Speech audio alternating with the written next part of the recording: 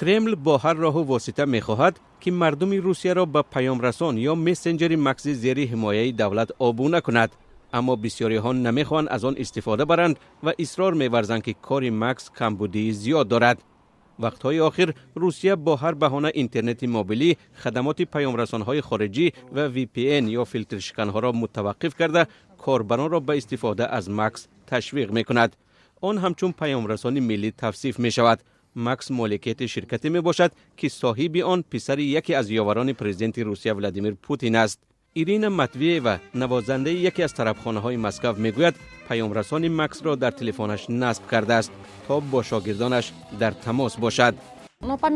به غیر از هنرنمایی در اینجا من در یک استودیوی خصوصی هم به شاگردانم درس میدهم و باید با آنها قریب که شبانه روزی در تماس باشم. بعضا نواری لازم است، بعضا مصلحت دادن ضرور می شود. از زمانی که تلگرام را بستند این مشکلی بزرگ شده است. هنرمند دیگر این گروه ناتالیا ترخووا میگوید مقامات با بهانه‌های امنیتی اینترنت موبیلی و موجها را دستنارس میکنند. مقامات در مرکز شهر موجهای رادیو را منجمد می کنند. ما هنرمندان از موج رادیو استفاده می بریم. رادیو، میکروفون ها، پیوست ساکسافون یا مثلا همین گیتار به واسطه موج است تا ما توانیم آزادانه در صحنه حرکت کنیم. وقتی موج بسته می شود باید به موج دیگر گذارید و یا اسباب هنری از کار می ماند. به قول این هنرمند، مقامداران پیش از تشویق مکس میبایست تمام کمبودهای این پیامرسان را از بین میبردند. و افزود که توسط مکس فرستادن و قبول کردن نوار و عکس آسان نیست. همصحبتان دیگر ریترز جانبدار استفاده از پیامرسان‌های وطنی روسیه بودند. من از مکس استفاده میبرم. من از پیامرسان تلگرام استفاده میبرم. برای عبور مانع‌ها VPN یا خود شبکه مجازی خصوصی هم نصب کردم. منصبداران روس پیامرسان‌های خارجی را وسیله خدمات جاسوسی کشورهای خارجی دانسته استفاده از شبکه‌های اجتماعی را با مانند واتساپ و تلگرام محدود کردند.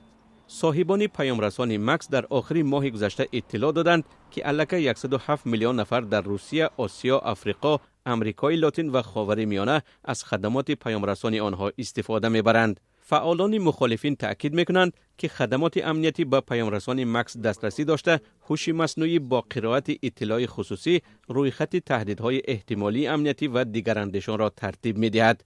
دنیس کوسکوف رئیس سامانه اطلاعاتی تلکام دیلی از آن ناراحت است که حکومت روسیه می‌خواهد کاربران را از حق انتخاب محروم کند.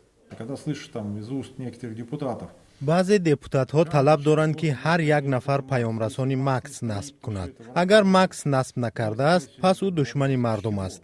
میخواهم سوالی را مطرح کنم که چرا انسان حتما این کار را اجرا کند؟ شاید نمیخواهد.